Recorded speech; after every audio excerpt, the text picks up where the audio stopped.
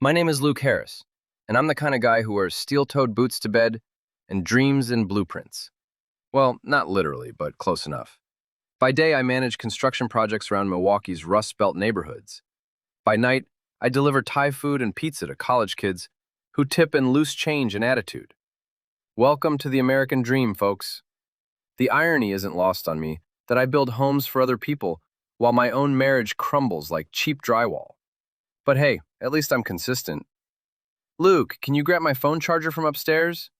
Natalie called from the kitchen, her voice carrying that particular tone wives use when they're not really asking. I trudged up the stairs of our modest two-story house, the kind of place that screams middle-class aspirations, with its beige siding and postage stamp lawn. Natalie's phone sat on her nightstand, buzzing like an angry wasp. The screen lit up with a text preview. TB, can't wait to see you tonight. Wear that black dress I like. My stomach dropped faster than a hammer from a 10th floor scaffold. TB. Who the hell was TB? Found it, I yelled downstairs, unplugging the charger while my mind raced. I've been married to Natalie for 6 years. We've been together since college, back when she was studying marketing and I was learning to read architectural drawings. She was ambitious, always talking about climbing corporate ladders and networking events. I was practical, focused on steady work and building something real. Lately, though, she'd been different. More secretive, more distant. Thanks, babe, she said when I handed her the charger, not looking up from her laptop. She was dressed for work in one of those sharp blazers that cost more than I made in a week doing Uber Eats runs. Her marketing job at Lux Fashion Brands paid well, but not well enough to explain some of the charges I've been seeing on our joint credit card. Working late again tonight? I asked, trying to keep my voice casual. Probably. Big campaign launch next week. You know how it is. I knew how it was, all right. Third late night this week, fourth business dinner this month, and more mysterious phone calls than a teenage girl planning prom. I'll probably do some deliveries then. Gas bill's coming up. Natalie nodded absently, already back to typing. The morning sun caught her wedding ring, and for a moment, I remembered why I'd fallen for her. She was beautiful, driven, smart as hell. But somewhere along the way, I'd become invisible in my own house. My phone buzzed with an Uber Eats notification. Thursday morning rush was starting, and people needed their overpriced coffee delivered to office buildings I'd probably helped wire or plumb. See you tonight, I said, kissing the top of her head. She smelled different lately. Not her usual vanilla perfume, but something sharper, more expensive. Mm-hmm, she murmured, not looking up.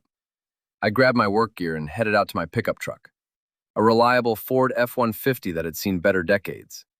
As I backed out of the driveway, I caught a glimpse of Natalie through the kitchen window, phone pressed to her ear, animated in a way she never was with me anymore.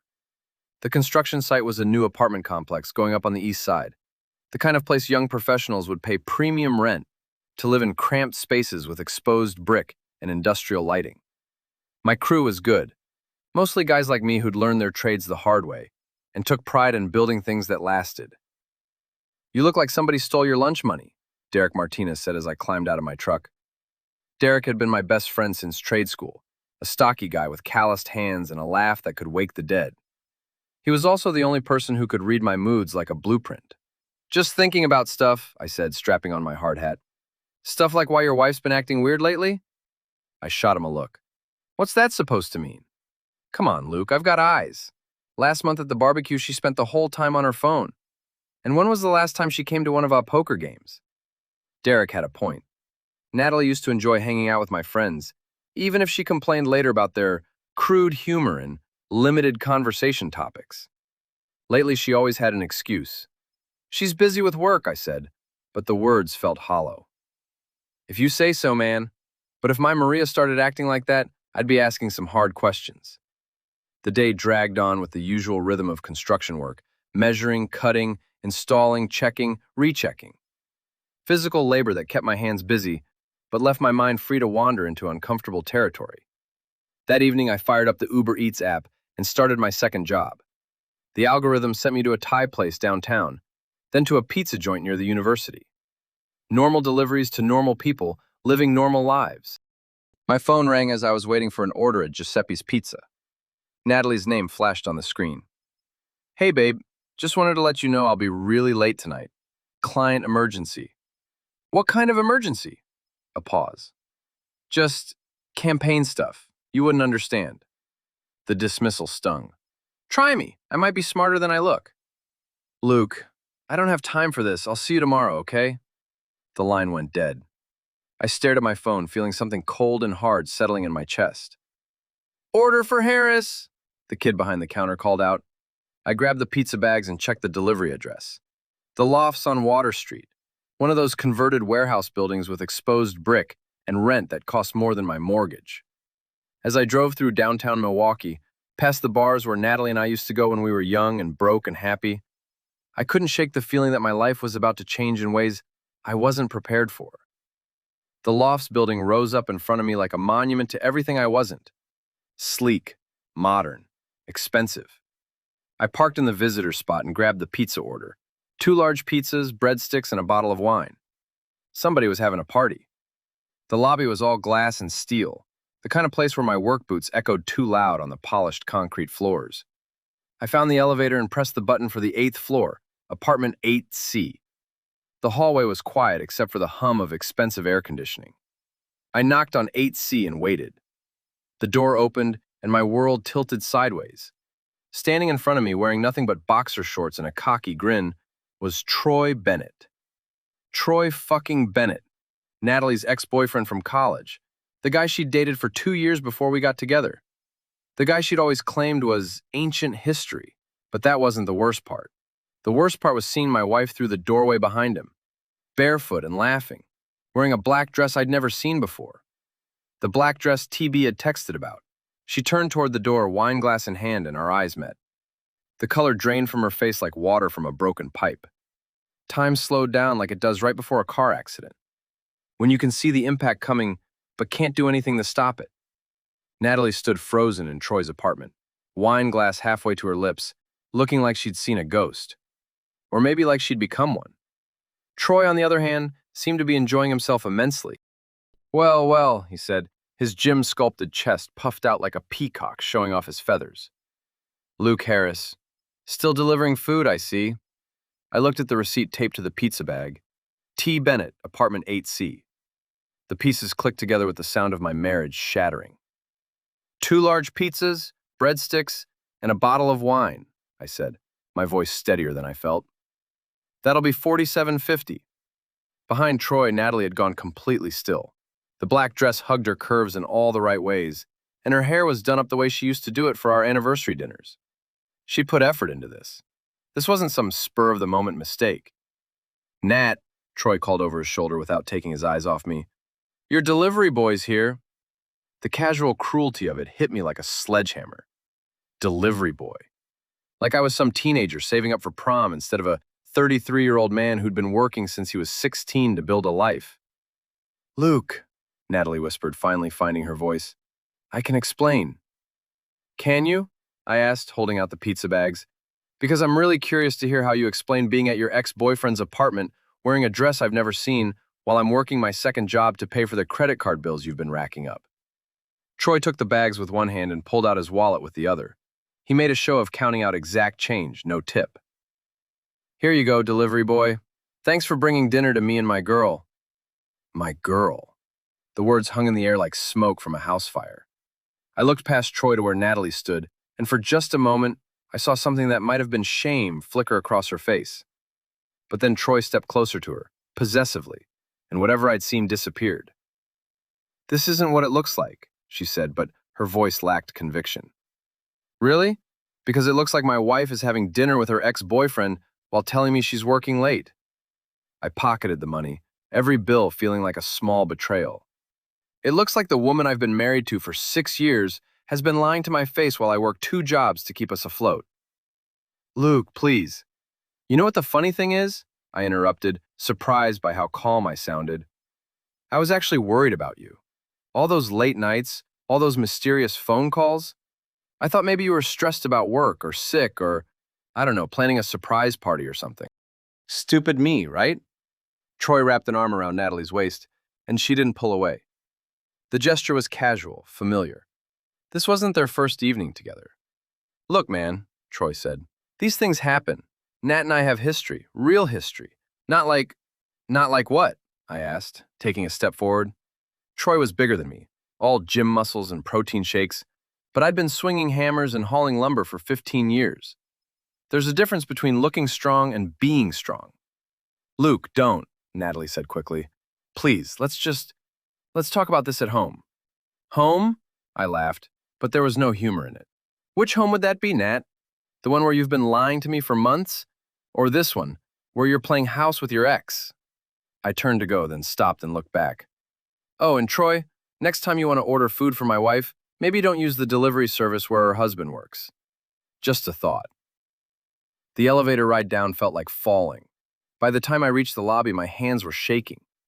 I sat in my truck for a long moment, staring up at the 8th floor of the lofts, where warm light spilled from apartment 8C. My phone buzzed. A text from Natalie. Please come home. We need to talk. Then another. It's not what you think. And another. Luke, please, I love you. I turned off my phone and started the engine. Instead of going home, I drove to Mulligan's, a dive bar near the construction site where Derek and I sometimes grabbed beers after work. The bartender, a weathered woman named Carol, who'd been pouring drinks since before I was born, took one look at my face and set up a whiskey without being asked. Rough day? She asked. Rough life, I said, and knocked back the drink. My phone buzzed again, and again, and again. Finally, I turned it back on to find 17 missed calls and 12 text messages, all from Natalie. The messages started apologetic and got increasingly frantic. Please come home.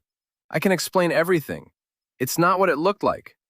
Luke, please answer your phone. I'm scared. Please just come home. I made a mistake. Please don't do anything stupid. That last one made me laugh out loud. Don't do anything stupid? Like trust my wife? Like work 2 jobs to support us? Like believe that the woman I married actually meant her vows? I ordered another whiskey and started thinking. Really thinking for the first time in months. The late nights, the mysterious phone calls, the new clothes I'd never seen her wear around me, the expensive dinners showing up on our credit card statement, the way she'd started working out more, caring more about her appearance, the distance between us that I'd attributed to work stress. How long had this been going on? How many times had I kissed her goodbye in the morning while she planned her evening with another man? How many times had I worked late, delivering food to pay for dinners she was sharing with her ex-boyfriend? Another? Carol asked, noticing my empty glass. Better not, I need to think clearly.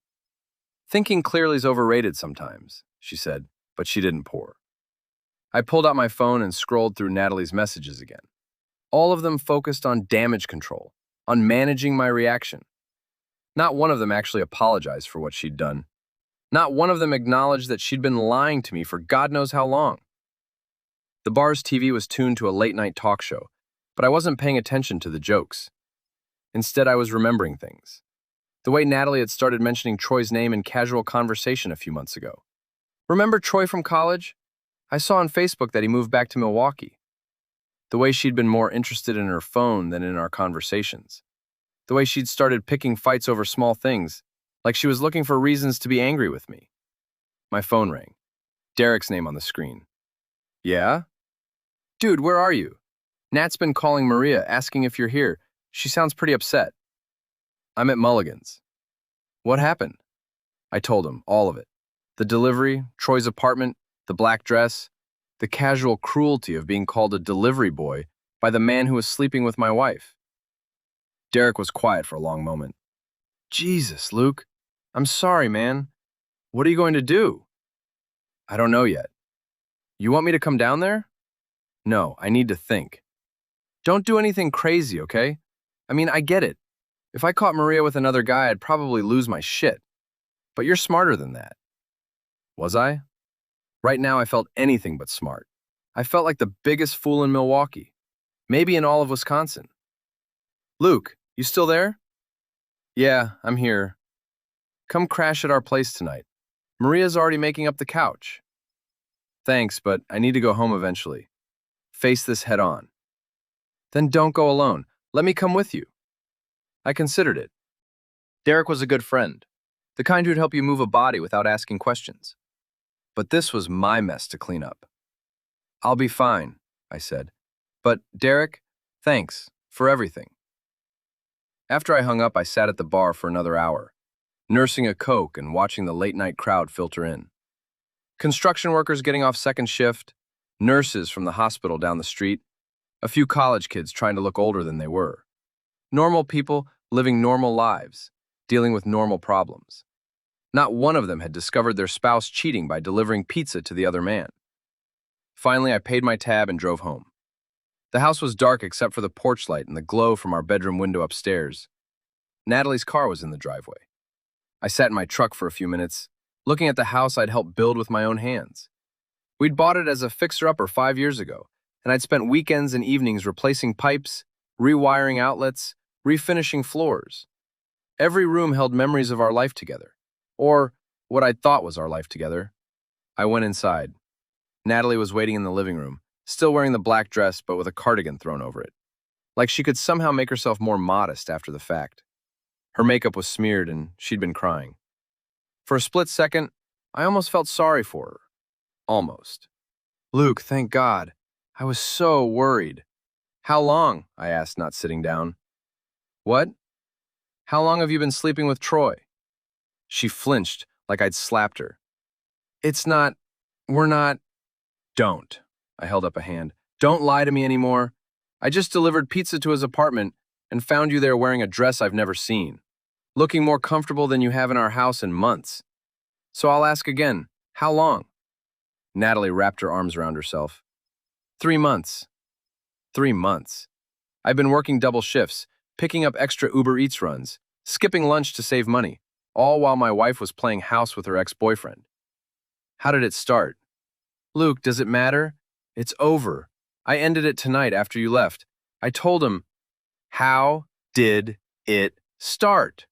She sank onto the couch, looking smaller than I'd ever seen her. He reached out on Facebook, said he was back in town and wanted to catch up. Just as friends. We met for coffee and, I don't know, it just happened. It just happened, I repeated. Like what? You tripped and fell onto his dick? Don't be crude. Crude? You want to talk about crude? How about lying to your husband for 3 months? How about making me work 2 jobs while you spend our money on dates with another man? How about letting me deliver food to his apartment like some kind of sick joke? I didn't know you'd be the one to deliver it. I swear, Luke, I had no idea. But you knew I was working Uber Eats. You knew there was a chance, and you didn't care.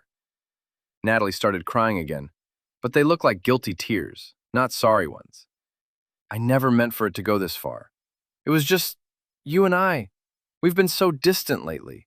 You're always working, and when you're home, you're tired or watching TV or talking about construction projects I don't understand. Troy makes me feel alive again. So this is my fault? No, that's not what I'm saying. I'm saying we've both let our marriage slide. We stopped talking, stopped connecting. When Troy came back into my life, he reminded me of who I used to be. Who you used to be, I said slowly, was single. That's not what I meant. I walked to the window and looked out at our street. Modest houses with small yards, American flags, basketball hoops and driveways. Working class people living working class lives. When had that stopped being enough for her? Do you love him? I asked without turning around. Luke! Simple question, Nat. Do you love him? A long pause. I don't know. Do you love me? Another pause, longer this time. I don't know that either. I turned around. Well, at least you're being honest now. What do you want me to say? That I'm sorry? I am sorry. That I made a mistake? I did. But I can't just pretend that our marriage was perfect before this happened. Our marriage wasn't perfect, but I wasn't fucking someone else. Language, Luke. Language? I laughed, but it came out bitter. You're worried about my language? You've been cheating on me for 3 months, and you're worried about my language. Natalie stood up, her own anger finally showing. Yes, I cheated. Yes, I lied. But you want to know the truth? I don't regret it. For the first time in years, I felt like someone actually wanted me. Not just as a roommate who splits the bills, but as a woman. I wanted you. When? When was the last time you actually looked at me, Luke? Really looked at me? When was the last time we went out to dinner somewhere that didn't have paper napkins? When was the last time you bought me flowers or told me I was beautiful or made me feel like I was more than just your wife? The accusations hit like physical blows because there was truth in them. I had been working a lot. We had fallen into a routine, but that didn't justify what she'd done. So instead of talking to me about it, you decided to start fucking your ex-boyfriend. Stop saying it like that. Like what? Like the truth?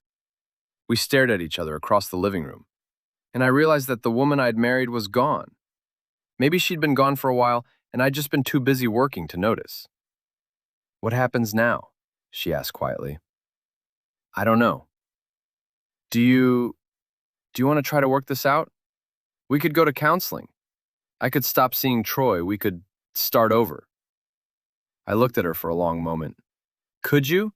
Stop seeing him, I mean? Yes, if that's what you want. It's not about what I want, Nat. It's about what you want. And you just told me that for the first time in years, he makes you feel alive. You think you can just turn that off? She didn't answer. That's what I thought. I headed toward the stairs. I'm sleeping in the guest room tonight. Tomorrow we'll figure out the logistics. Logistics? Divorce, Natalie. We're getting divorced. I was halfway up the stairs when she called after me. Luke, wait, please. Don't throw away 6 years of marriage over one mistake. I stopped and looked back at her. One mistake? This wasn't one mistake. This was 3 months of choices. 3 months of lying to my face every single day. 3 months of making me feel like I was going crazy for thinking something was wrong. One mistake is forgetting our anniversary. This is betrayal. I went upstairs and closed the guest room door behind me. Through the thin walls, I could hear Natalie crying in our bedroom. Part of me wanted to go to her, to comfort her like I had so many times before. But that part was getting smaller by the minute. Instead, I lay on the narrow guest bed and stared at the ceiling, thinking about Troy Bennett.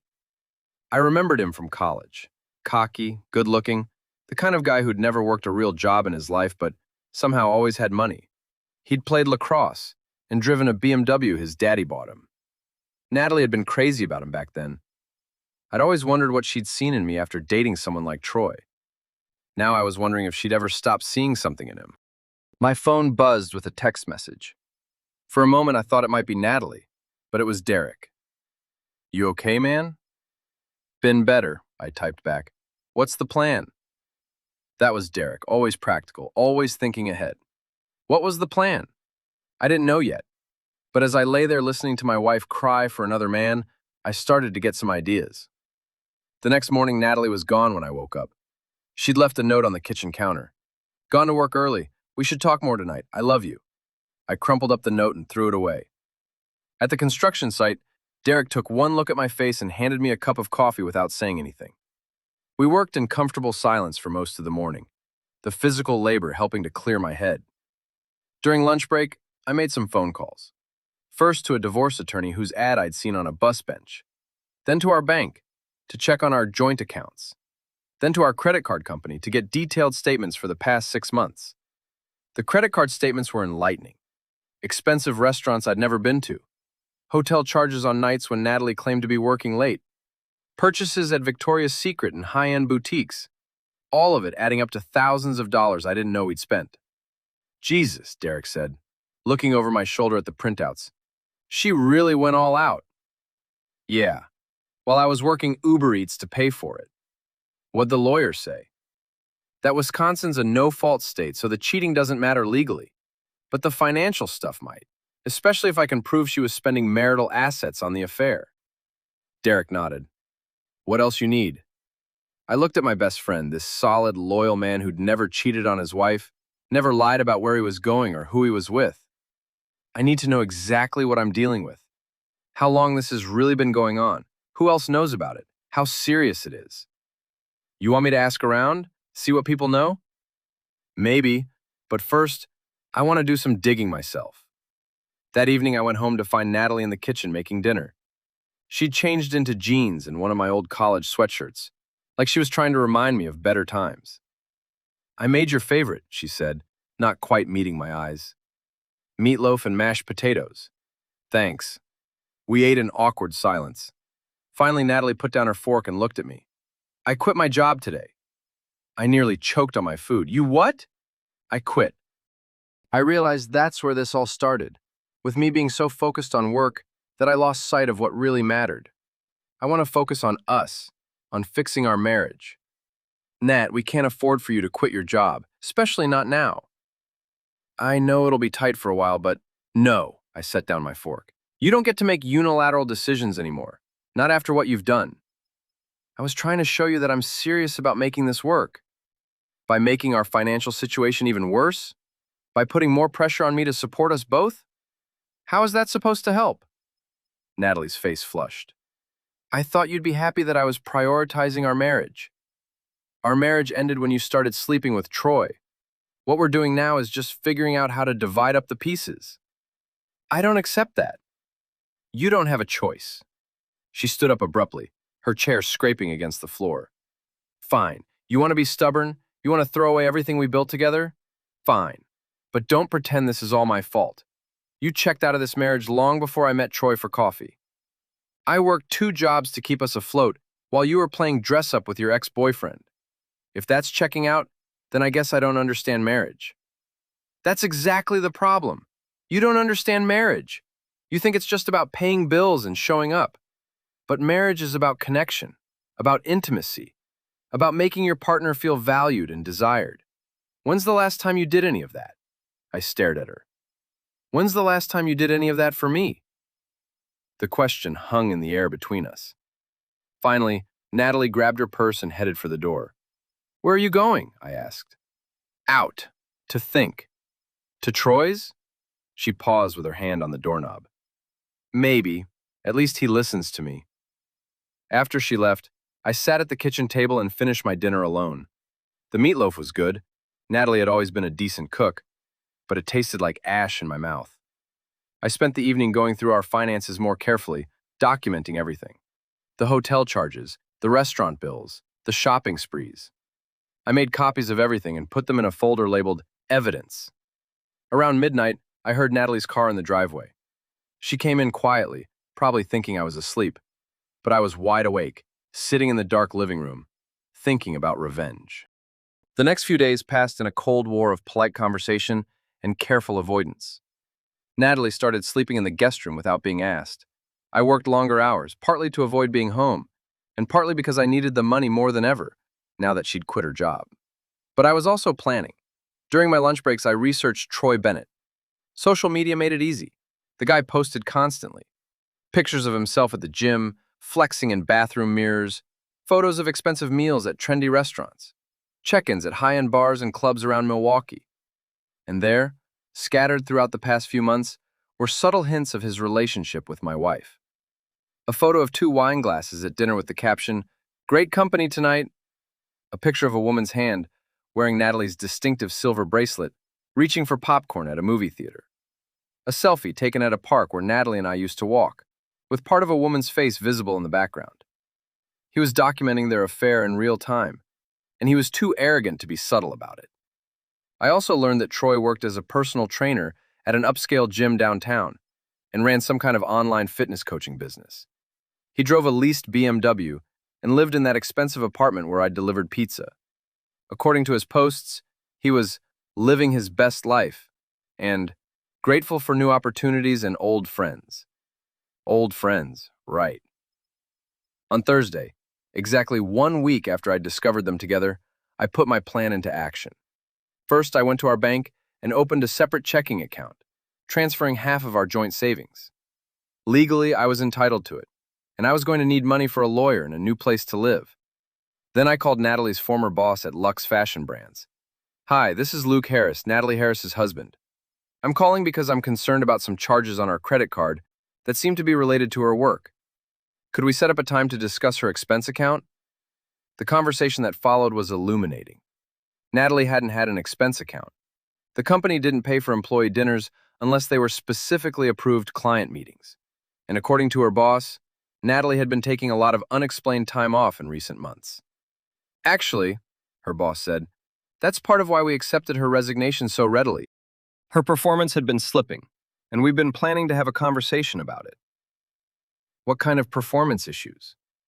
Missing deadlines, leaving early, taking long lunches, and there were some complaints from clients about her being distracted during meetings. After I hung up, I sat in my truck outside the bank and felt a grim satisfaction. Natalie had been so caught up in her affair that she'd sabotaged her own career.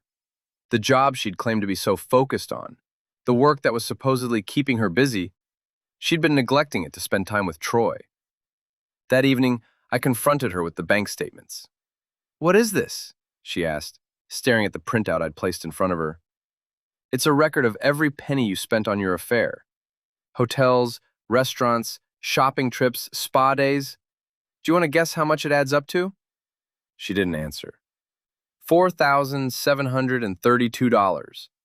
That's how much my wife's betrayal cost me. "Luke, I can explain." "Can you? Can you explain why you spent nearly $5,000 of our money on another man while I was working 60-hour weeks to keep us afloat?" Natalie's face went pale. "I didn't realize it was that much." "You didn't realize? You didn't realize that hotel rooms and fancy dinners cost money?" I wasn't thinking clearly. I was caught up in the excitement of it all. The excitement of spending my money on your boyfriend. It wasn't like that. Then what was it like, Nat? Explain it to me. She sat down heavily at the kitchen table. Troy made me feel special. When he took me out to nice places, bought me things, it made me feel valued. So you felt valued when he spent my money on you. I know how it sounds. It sounds like theft. That's not fair. It was our money, not just yours. Our money that I earned while you were lying to me about where you were and who you were with. I pulled out another sheet of paper. This is from your boss at Lux Fashion. Want to know what she told me about your work performance? Natalie's eyes widened. You called my work? Former work. And yes, I called. Turns out you weren't working late all those nights. You were just lying about where you were. You had no right. I had every right. You're my wife, and you've been stealing from me to fund your affair. I wasn't stealing. Then what would you call it? Natalie stood up, her own anger finally showing. I'd call it trying to feel alive again. I'd call it being with someone who actually wants to spend time with me, who doesn't treat me like a roommate. A roommate who pays half the bills, you mean? This isn't about money, Luke. This is about you being hurt and wanting to hurt me back. You're right, I do want to hurt you back. Because you've been hurting me for months, and I was too stupid to see it. So what's your plan? Make me as miserable as you are? I looked at my wife, this woman I'd loved and trusted and built a life with, and realized that I didn't recognize her anymore. The Natalie I'd married would never have stolen from me.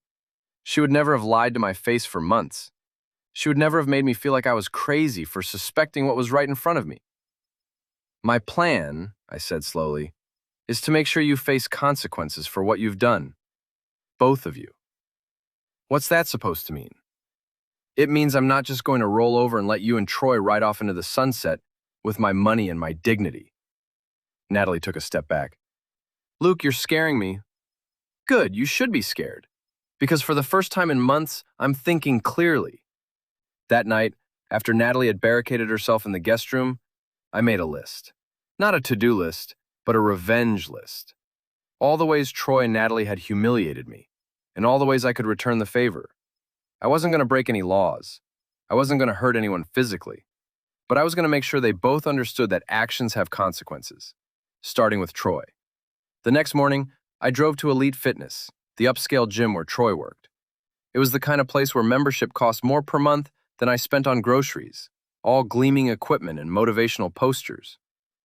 I watched from the parking lot as Troy arrived in his BMW, dressed in tight workout clothes that showed off his physique. He walked into the gym like he owned the place, all swagger and confidence. I waited an hour, then went inside. I'm interested in personal training, I told the receptionist, a young woman with perfect teeth and a spray tan. Great, let me introduce you to one of our trainers. Troy's available right now. Perfect. Troy looked surprised when he saw me, but he covered it quickly with that same cocky grin he'd worn when I delivered pizza to his apartment. Luke, what a surprise. Looking to get in shape? Something like that. He led me to a corner of the gym with free weights and exercise mats. So, what are your fitness goals? I want to be strong enough to protect what's mine. Troy's smile faltered slightly. Okay, that's specific. Have you been working out regularly? I work construction. I lift heavy things for a living. Right, well, there's a difference between functional strength and gym strength. Is there? Show me. What followed was the most satisfying hour I'd had in weeks. Troy, trying to prove his superiority, loaded up a barbell with more weight than he could handle. I matched him easily, then added more weight. He struggled through bench presses that I completed without breaking a sweat. You're stronger than I expected, he admitted, breathing hard. I'm a lot of things you didn't expect. By the end of the session, Troy was exhausted and I was just getting warmed up. The other gym members had started to notice, gathering around to watch this blue-collar guy outperform their pretty boy trainer. Same time next week? I asked loudly as we finished. I'll have to check my schedule. That's okay. I'll check with Natalie. I'm sure she knows when you're free. The color drained from Troy's face. Around us, people were starting to whisper. I paid for the session and left, feeling better than I had in days. But that was just the beginning. Over the weekend, I did more research. Troy's social media presence was extensive and careless. He'd posted photos from inside his apartment, tagged himself at various locations around the city, and even shared his workout schedule online. For someone having an affair with a married woman, he was remarkably unconcerned with privacy. That was going to be his downfall. I learned that Troy's BMW was leased, not owned. His apartment was expensive, but also rented. His personal training business was mostly online, dependent on his reputation and social media following. Everything about his lifestyle was built on image and perception. Image and perception could be destroyed. On Monday, I created a fake email account and sent a message to the management company that owned Troy's apartment building. I'm concerned about noise complaints from apartment 8C. There seem to be frequent parties and late-night visitors. As a potential tenant, I'm wondering about your building's policies regarding disturbances. It was a fishing expedition, but it worked. The property manager called me back within hours. We've actually had several complaints about that unit, she said. The tenant seems to think the rules don't apply to him. We're documenting everything for when his lease comes up for renewal. What kind of complaints? Noise, unauthorized overnight guests, using the parking garage for car maintenance. We've sent several warnings. Unauthorized overnight guests. That would be my wife. When does his lease expire? End of next month, actually. Between you and me, we're not planning to renew. Perfect. Next, I focused on Troy's professional life. Elite Fitness had a website with client testimonials and trainer profiles. Troy's profile was full of typical gym bro language about transforming lives and maximizing potential. But the client reviews were mixed. Several complaints about him being distracted during sessions and more interested in taking selfies than actually training people. I created another fake email account and sent a message to the gym's management. I'm considering joining Elite Fitness, but I had a concerning experience with one of your trainers, Troy Bennett. He seemed unprofessional during my consultation and made some inappropriate comments about his personal life. I'm wondering if this is typical of your staff's behavior. I didn't expect much from that complaint alone, but I figured it would plant a seed of doubt. The real damage would come from elsewhere. Tuesday evening, I followed Troy to a trendy bar downtown where he was meeting friends. I sat at the far end of the bar, nursing a beer and watching him hold court with a group of other gym rats and social media influencers. Troy was in his element, buying rounds of expensive drinks and telling stories that made his friends laugh. He was also flirting with every woman who walked by, despite supposedly being in a serious relationship with my wife. Around 10 o'clock, a blonde woman in a tight dress joined their group. From Troy's body language and the way he immediately focused all his attention on her, this wasn't a casual acquaintance. I took out my phone and started recording. What I captured was Troy, who was supposedly in love with my wife, grinding against this blonde woman on the dance floor, his hands all over her body. I got clear shots of his face and hers, along with audio of him telling her how gorgeous she was and asking if she wanted to continue this party at his place. The blonde, who introduced herself to the group as Jessica, seemed very interested in Troy's offer. I followed them out of the bar and watched Troy help Jessica into his BMW. They were all over each other in the parking lot, kissing and groping like teenagers. I had everything I needed. Wednesday morning, I sent the video to Natalie from an anonymous email account with the subject line, "Thought you should know what your boyfriend does when you're not around." Then I sent the same video to Jessica, whose full name I'd found through some social media detective work, with the message, FYI, the guy you went home with last night has a live-in girlfriend. Finally, I posted the video to a local Facebook group called Milwaukee Cheaters Exposed, with Troy's full name in the caption, "This is Troy Bennett, personal trainer at Elite Fitness. While his girlfriend thinks they're in a committed relationship, this is how he spends his Tuesday nights. Ladies, you deserve better." By noon, the video had been shared dozens of times. My phone started ringing around 1 o'clock. Natalie, hysterical. "Did you send me that video?" "What video?" I asked innocently. "Don't play dumb, Luke. The video of Troy with that woman." "I have no idea what you're talking about. But if there's a video of Troy with another woman, maybe you should ask him about it." "You bastard. You're trying to destroy my relationship." "Your relationship? I thought you were married to me." "You know what I mean." "Actually, I don't. Are you upset that Troy's cheating on you, or upset that I found out about it?" "He's not cheating on me. It's not what it looks like." "Funny. That's exactly what you said when I found you at his apartment." The line went quiet for a moment, then, "How did you get that video?" "I didn't get anything, Nat. But if such a video exists and it's making its way around social media, maybe you should consider that Troy isn't the man you think he is." "I hate you." "Yeah, well, join the club." She hung up. An hour later, Derek called me laughing. "Dude, did you see this video going around Facebook?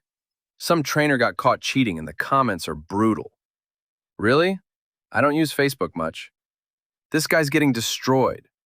People are tagging Elite Fitness, saying they should fire him. His business is probably done." "That's too bad," I said, not feeling bad about it at all. By evening, the fallout was spectacular. Troy's Instagram and Facebook accounts had been flooded with angry comments. Elite Fitness had posted a statement distancing themselves from the actions of certain staff members. The Milwaukee Cheaters Exposed post had been shared over 200 times, but the best part was yet to come. Thursday morning, I got a call from an unknown number. "Is this Luke Harris?" "Yeah." "This is Jessica Morrison. I think we need to talk." We met at a coffee shop near downtown. Jessica was attractive in an obvious way, the kind of woman who spent a lot of time and money on her appearance. She was also furious. "That son of a bitch told me he was single," she said without preamble. "He said he was a successful businessman looking for someone special. He's a personal trainer who lives in a rented apartment and drives a leased car." "I know that now. After that video went viral, I did some digging. Did you know he's been seeing multiple women? Not just your wife, but at least 3 others I found so far." This was news to me. Multiple women? "Yeah, he's got a whole system. Meets them on dating apps, tells each one she's special, keeps them all separated so they don't find out about each other." I felt a strange mix of vindication and disgust. Troy wasn't just cheating on my wife. He was cheating on everyone. "Why are you telling me this?" I asked. "Because I want to destroy him, and I figure you do too." Jessica had done her homework. She'd contacted 2 other women who'd been involved with Troy, and they were all comparing notes. The picture that emerged was of a serial cheater who used his good looks and charm to manipulate women into supporting his lifestyle. One of them was paying his gym membership, Jessica told me. Another one bought him that BMW. Well, she co-signed the lease. He's basically a professional boyfriend. "What about my wife? What about her? She's just another mark to him. Though, from what I can tell, she's been the most generous." "The most generous? With my money? What do you want to do about it?" I asked. Jessica smiled, and it wasn't a nice smile. "I want to make sure every woman in Milwaukee knows exactly what kind of man Troy Bennett is." We spent the next hour planning Troy's complete social destruction. Jessica had screenshots of text messages where Troy had lied about his relationship status. She had receipts from expensive dinners he'd let her pay for. She had photos from their night together that contradicted everything he'd told other women about being committed to someone special. There's going to be a confrontation, I warned her. When this all comes out, he's going to know it was us. Let him know. What's he going to do? Beat up a woman and a construction worker? His reputation is already shot. If he tries anything physical, it'll just make things worse for him. That evening, Jessica and the other women Troy had been seeing created a coordinated social media campaign. They posted screenshots of his lies, photos of their dates, and detailed accounts of his manipulation tactics. They tagged Elite Fitness, his apartment complex, and every local business where he'd been seen. The hashtag Troy Bennett is a liar started trending in Milwaukee. By Friday morning, Troy's life was in ruins. Elite Fitness had fired him. His apartment complex had served him with an eviction notice. His social media accounts were flooded with angry comments from women he'd deceived and men who were disgusted by his behavior. But the coup de grace came from an unexpected source. One of Troy's ex-girlfriends from college had seen the social media storm and decided to add her own story. She posted a long Facebook message detailing how Troy had cheated on her with multiple women, including a married woman named Natalie, whom he described as his backup plan and good for paying bills. His backup plan. Good for paying bills. I screenshot that post and sent it to Natalie with a message. Still think he loves you? She didn't respond. That weekend, I drove past Troy's apartment building and saw him loading boxes into a U-Haul truck. Even from a distance, he looked defeated, shoulders slumped, movements slow and careful like a man who'd been beaten. I felt a deep satisfaction watching him pack up his life and leave town. But I wasn't done yet. Troy had been the easy target. Now it was time to focus on my wife. With Troy effectively run out of town, Natalie came crawling back.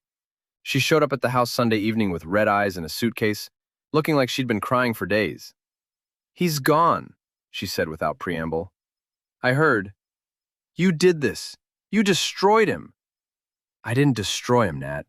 I just made sure people knew who he really was." She set down her suitcase and looked around the living room like she was seeing it for the first time. Can I come home?" "This is your home. It's also mine. We're married, remember? I mean, can we try to work things out?" I looked at my wife, this woman who'd spent months lying to me, stealing from me, and humiliating me, who'd quit her job to focus on an affair with a man who saw her as a backup plan and a meal ticket. "Do you love me?" I asked. Yes, I think so." "You think so?" "I'm confused, Luke. Everything happened so fast with Troy, and now he's gone, and I don't know what I feel about anything." "What you feel about anything, not what you feel about me specifically." Natalie sank onto the couch. "I know I hurt you. I know I made terrible choices, but we had problems before Troy came along. We both know that." "We had problems. So you decided to solve them by fucking your ex-boyfriend and spending our money on him?" "Don't." "Don't what? Don't use accurate words to describe what you did?" "Don't be cruel." "Cruel? You want to talk about cruel? How about letting me work 2 jobs while you played house with another man? How about making me deliver food to his apartment like some kind of sick joke? How about lying to my face every single day for 3 months?" Natalie started crying again. I know I was wrong, but I can't change what I did. I can only try to make it right going forward." "How? How are you going to make it right?" "I don't know. Tell me what you want me to do." What I wanted was for the last 3 months to have never happened. What I wanted was my wife back, the woman I'd married who would never have betrayed me like this. What I wanted was to trust her again. But that woman was gone if she'd ever really existed. "I want you to get a job," I said finally. "Okay. I want you to pay me back every penny you spent on Troy. That might take a while, but okay. I want you to give me access to all your social media accounts, your phone, your email, complete transparency." Natalie hesitated. "Look, that's not healthy. Marriages need trust." "You destroyed the trust. If you want to rebuild it, you do it on my terms." "And if I agree to all of that, will you try to forgive me?" I looked at her for a long moment. "I don't know if I can." "But you'll try?" "I'll try not to divorce you immediately. That's the best I can offer right now." It wasn't much, but Natalie grabbed onto it like a lifeline. "Okay, yes, Whatever you want. What followed were the most uncomfortable weeks of my life. Natalie moved back into our bedroom, but we might as well have been strangers sharing a hotel room. She got a job at a department store, a big step down from her marketing position, but it was work. She handed over her phone every evening for me to go through. She gave me passwords to all her accounts, and I used them. What I found in her digital history was worse than I'd imagined. The affair with Troy hadn't been a sudden thing. They'd been talking for months before it became physical. She'd been complaining about me to him, sharing intimate details of our marriage, mocking my job and my friends.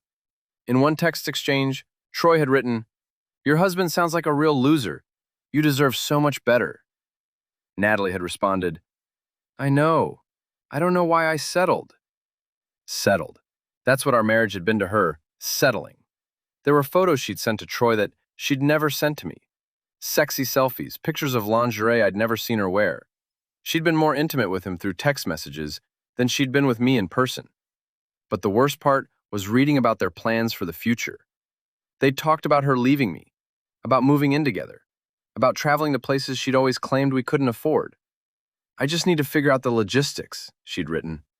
"Luke handles all our finances, so I need to understand what I'm entitled to in a divorce." She'd been planning to leave me all along. The affair wasn't a mistake or a moment of weakness. It was an exit strategy. I confronted her with the evidence on a Thursday night, 3 weeks after she'd moved back in. "You were planning to divorce me." Natalie looked up from the dishes she was washing. "What?" "I read your texts with Troy. You were planning to leave me for him." Her face went pale. "Luke, those are just fantasies. We were caught up in the excitement of it all." "Fantasies?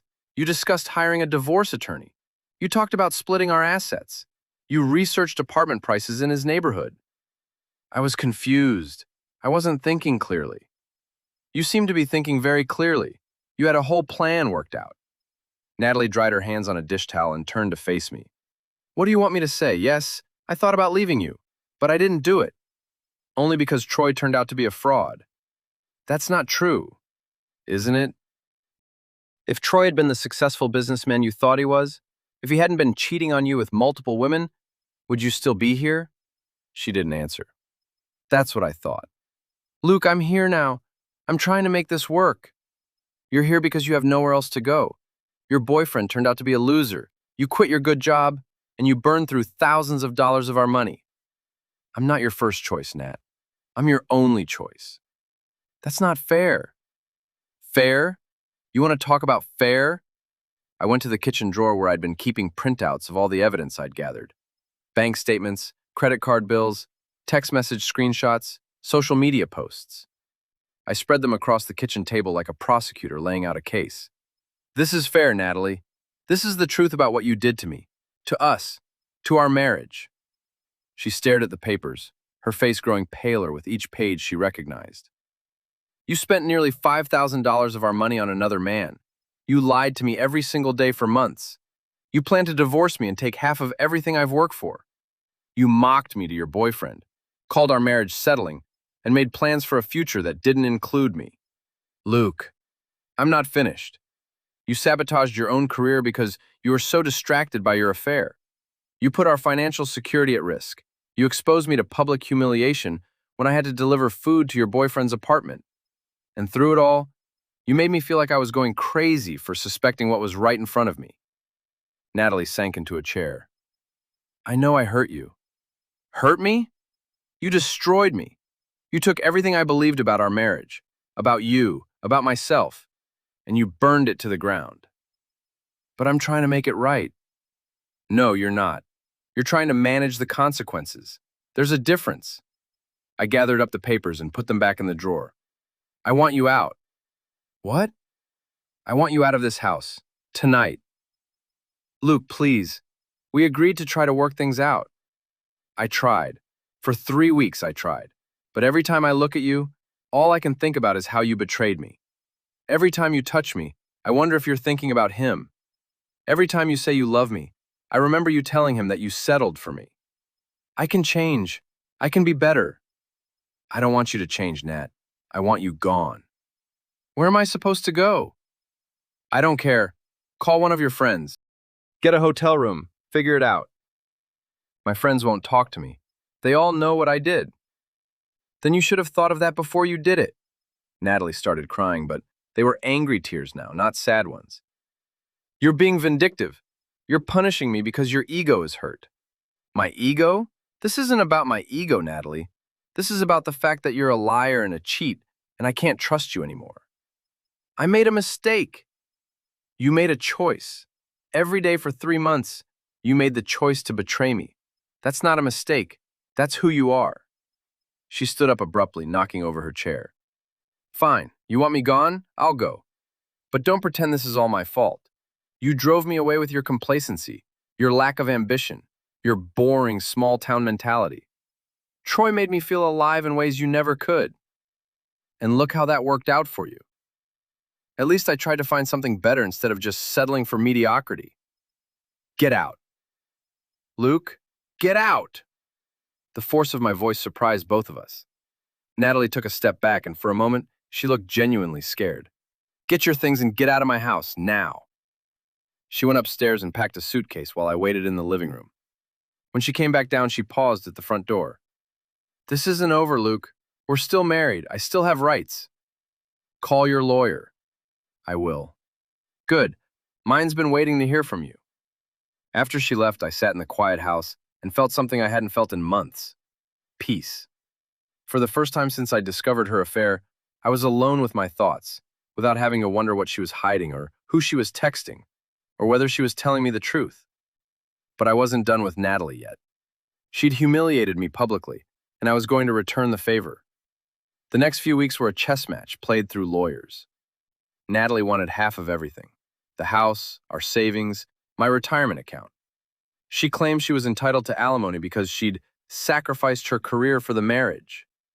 The fact that she'd actually sabotaged her career to conduct an affair seemed lost on her. But I had something she didn't: documentation. Every receipt, every bank statement, every text message, and social media post that proved her infidelity and financial betrayal. Wisconsin might be a no-fault divorce state, but judges still took a dim view of spouses who spent marital assets on affairs. My lawyer, a sharp woman named Patricia Wong, was confident we could minimize Natalie's settlement significantly. The evidence you've gathered is extensive, she told me during one of our meetings. Your wife's attorney is going to have a hard time justifying her demands when faced with proof of her misconduct. What about the house? You should be able to keep it. You put down the down payment from your savings before the marriage, and you've been making all the mortgage payments. Plus, she'll need to reimburse you for the money she spent on the affair before any other assets are divided. It was good news, but it felt hollow. I'd spent 15 years building a life with Natalie, and now I was paying lawyers to dismantle it piece by piece. Meanwhile, Natalie had moved in with her sister across town and was working at the department store, making about a third of what she'd earned at her marketing job.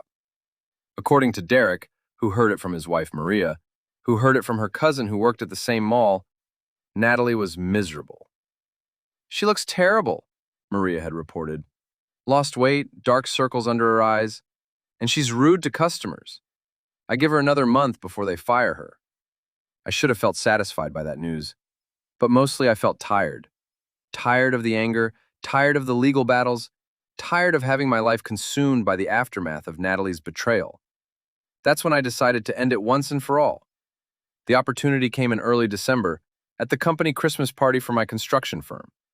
It was held at a nice hotel downtown, the kind of place where Natalie and I used to go for special occasions back when we were happy.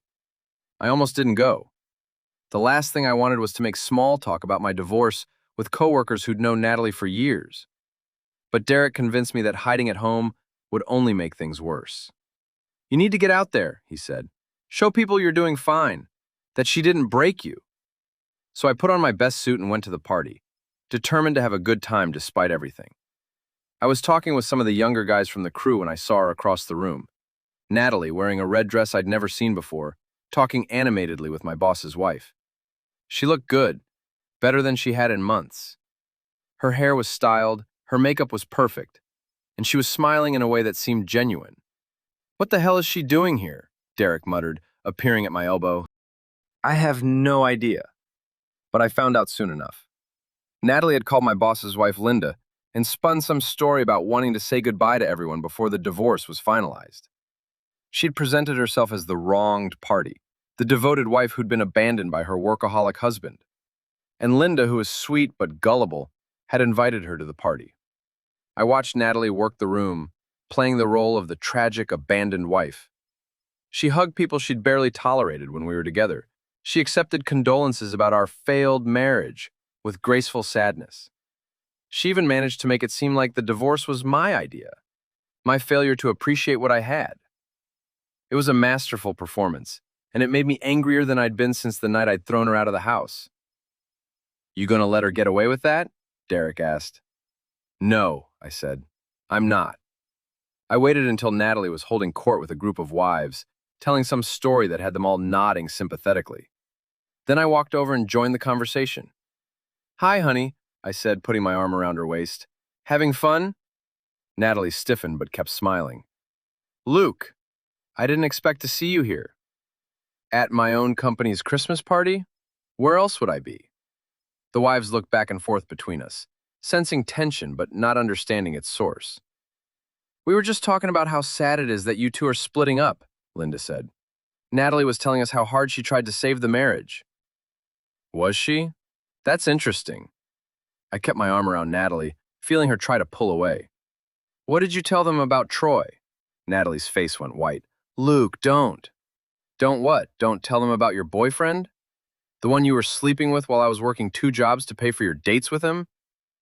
"Luke, please," Natalie whispered. But I was done protecting her reputation at the expense of my own. "Did she tell you about the $5,000 she spent on her affair? Or how she quit her job to focus on cheating on me? Or how I found out about it when I delivered pizza to her boyfriend's apartment?" The group of wives was staring at us now, their expressions shifting from sympathy to shock to disgust. "That's enough," Natalie said, trying to break free from my grip. "Is it? Because I don't think it's nearly enough." I looked around the group of women, these pillars of the community who valued loyalty and family above all else. "Did she tell you that she and her boyfriend were planning to divorce me and take half of everything I've worked for? Or that she called our marriage settling?" "Luke, stop it," Natalie hissed. "Or maybe she told you about how her boyfriend was cheating on her with multiple other women while she was cheating on me with him. How he called her his backup plan and said she was good for paying bills." Linda gasped. The other wives were backing away, their sympathy for Natalie evaporating in real time.